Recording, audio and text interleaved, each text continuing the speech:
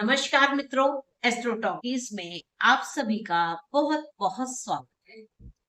नव वर्ष की शुरुआत होती है। अब आप विचार करेंगे कि ये नव वर्ष कैसे है।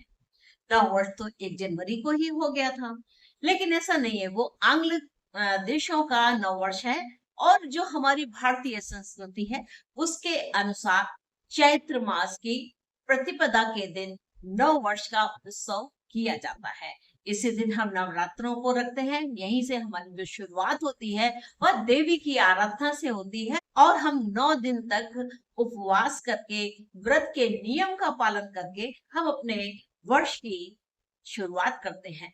तो इस बार क्या है कि जो विक्रम संवत है वह है 2082। इसकी शुरुआत तो जो होती है वह 29 मार्च 2025 को होती है। शाम के समय 4:28 और 14 सेकंड पर। यह शनिवार का दिन है। और लेकिन जो कहा जाए कि अगर शुरुआत है यानी कि जो आरंभ है इस प्रथमा तिथि को जो मान्य तिथि होगी वह सूर्योदय के समय से होगी। तो सूर्योदय के समय के अनुसार यह सुबह के समय यानी कि रविवार की सुबह से यह मान्यता इसे मिलेगी। लेकिन अमावस्या का जो अंत है वह 29 मार्च 2025 को ही शाम के समय 4:28 और 14 सेकंड पर हो जाना है। इस संवत्सर का जो नाम है वह है विश्व वसु। यानी कि यह जो संवत्सर है यह हमें बहुत सारे सिद्धार्थी संवत के रूप में पहचाना जाएगा, क्योंकि विश्व वसु है यानी कि बहुत ही प्रमुख नाम है। जैसा इसका नाम है उसके अनुसार इसका फल मिलेगा। जैसे जो पिछला संवत्सर था यह क्रोधी संवत्सर था, यानी कि यहाँ पर बहुत सारे हमें उतार चढ़ाव और भावनाएं भी देखने को मिली, क्रोध भी देखने का। कुछ लोग तो बहुत ही ज्यादा क्रोध के भाजक के। अब ये जो नव संवत्सर है यह विश्व वसु के नाम से जाना जाएगा। तो इसमें सभी प्रकार की जो चीजें हैं वह सिद्ध अवस्था को पहुंचेगी। क्योंकि नव वर्ष का जो आरंभ है वह शनिवार के दिन तो हो रहा है, लेकिन मान्यता इसे रविवार के अनुसार मिलेगी। तो यहाँ पर सूर्य का जो प्रभाव है वह मुख्यतः अधिक रहेगा। यानी कि इस संवत्सर के जो राजा कहे जाएंगे वह कुछ अंशों तक थोड़े बहुत शनि के रूप में होंगे, लेकिन मुख्यतः जो प्रभाव है वह सूर्य के बराबर होगा। यानी कि जो राजा हैं वह हमारे सूर्य, यानी हमारी जो गवर्नमेंट है, जो अथॉरिटी है, जो हाई लेवल की चीजें हैं वह जो सोचेंगे वैसा काम करेंगे। अब यहाँ पर मंत्रिमंडल को अगर देखा जाए तो इस संवत्सर में जो मंत्रिमंडल मिला हुआ है वह बुध, मंगल, शुक्र, सूर्य और चंद्र के साथ साथ शनि की भूमिका रहेगी। यहाँ पर जो गुरुदेव हैं उनकी भूमिका तटस्थ है, क्योंकि गुरुदेव ने इस बार कोई भी विभाग को संभाला नहीं है। तो गुरु तटस्थ रहेंगे। इसके साथ साथ यहाँ पर क्या है, जो शेष है वह बुध बनते हैं। यह अन्न उत्पादन में वृद्धि भी यहाँ पर देखने को हमें मिलेगी, जिससे जो खाद्यान्न है वह प्रचुर मात्रा में मिलेगा। निर्शेष की बात की जाए तो निर्शेष यहाँ पर बुध बनते हैं। तो जल स्रोतों की स्थिति जो है वह संतोषजनक रहेगी, यानी कि वर्षा सामान्य रहेगी। सामान्य से थोड़ी बहुत अधिक रहेगी, लेकिन हमारा काम चल जाएगा। धनेश मंगल है। तो मंगल का प्रभाव तो वैसे ही हम इधर 5-6 महीनों से देख रहे हैं कि शेयर मार्केट के उतार चढ़ाव को बिल्कुल क्रैश कर दिया है इस मंगल ने। यानी कि जो मंगल एक सेना का काम करने वाले हैं वह आ जाते हैं जब तृतीय भाव से संबंध रखते हैं।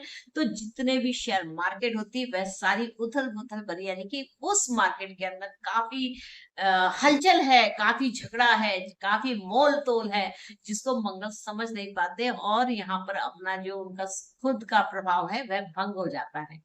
तो यहाँ पर आर्थिक क्षेत्र में उथल पुथल संभव है, इसलिए जब भी आप निवेश करें सतर्कता के साथ करें।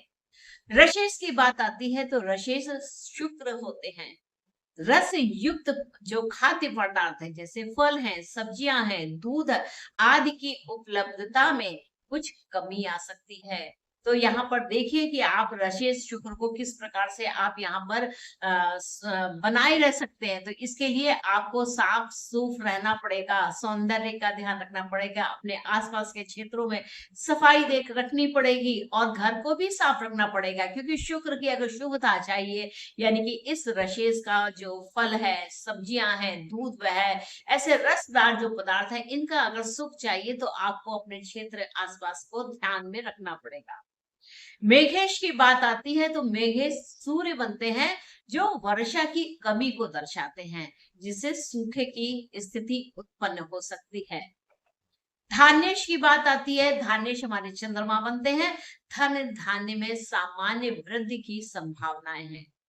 फलेश शनि, यानी कि फलों की पैदावार में, क्योंकि शनि एक शुष्क ग्रह है और शुष्क ग्रह है तो फल तो यह देगा लेकिन थोड़े से कम देगा, यानी कि रस का प्रभाव जिससे जिसके अंदर आनंद होता है वह थोड़ा सा कमी की संभावना है, क्योंकि शशि शनि जो होते हैं ना वह शुष्कता दे देते हैं, वहां पर चीजों को सुखा देते हैं, ड्राइनेस देते हैं और वहां पर कमी को भी दर्शाते हैं। अब बात आती है दुर्गेश एवं सेनापति शनि भी यही है। तो शनि जहां पर क्या है, सुरक्षा का काम कभी हैंडल करेंगे, सैन्य मामलों में अनुशासन पड़ेगा, कठोरता आएगी, नियम अनुपालन के लिए आदेश आएंगे, इन सब का यहाँ पर कार्य होगा। तो यहाँ देखिए मुख्य रूप से जो सारे डिपार्टमेंट हैं वह गुरु के अलावा सभी के पास कुछ कुछ डिपार्टमेंट हैं।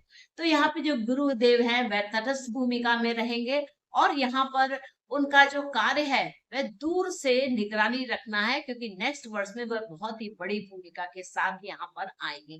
तो इस प्रकार यह नव वर्ष की स्थितियां हैं और यहाँ पर देखिए 29 मार्च को कुछ विशेष घटना भी है। जैसे कि अभी तक हम देख रहे हैं कि हम लोगों ने उसके प्रभाव को महसूस करना शुरू कर दिया है।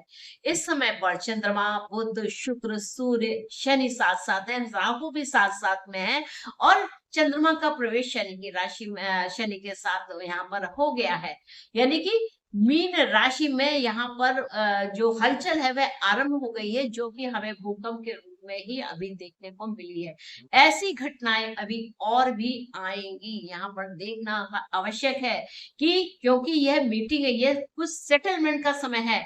जैसे तराजू नापते हैं तो वहां पर क्या होता है कि इतना है या नहीं, तो उस भार की यहाँ पर मुक्ति की जा रही है। तो सब जगह पर ग्रह एक साथ है और जहां पर कम या ज्यादा है उसका सेटलमेंट यहाँ पर हो रहा है। एक चीज और यहाँ पर महत्वपूर्ण है कि ये जो ग्रहों की मीटिंग है ये मीन राशि में हो रही है, तो मीन राशि में काफी जो मुक्ति की राशि है और यह काफी बड़े बदलावों को देने वाली है। तो ये ध्यान रखिए कि यहाँ पर हमें बड़े बदलाव देखने को मिलेंगे। तो मित्रों, ये नव वर्ष आप लोगों के लिए मंगल में हो, इन चीजों का आप ध्यान रखें कि आपको सूर्य से किस तरीके के फल मिलने वाले हैं, शनि से कैसे फल मिलने वाले हैं और गुरु किस भूमिका में रहने वाले हैं। तो आप सब लोगों के लिए मेरी यही प्रार्थना है कि ये जो नव वर्ष है यह नव संवत्सर है, जिसे विश्व वसु के नाम से जाना जा रहा है, यह आप सबके लिए भी बहुत ही मंगल और शुभ समय लेकर के आए। तो मित्रों, मुझको आज्ञा दीजिए, मिलेंगे नेक्स्ट एपिसोड में किसी और विषय के साथ। तब तक के लिए नमस्ते और मेरा चैनल जरूर सब्सक्राइब कर लीजिए।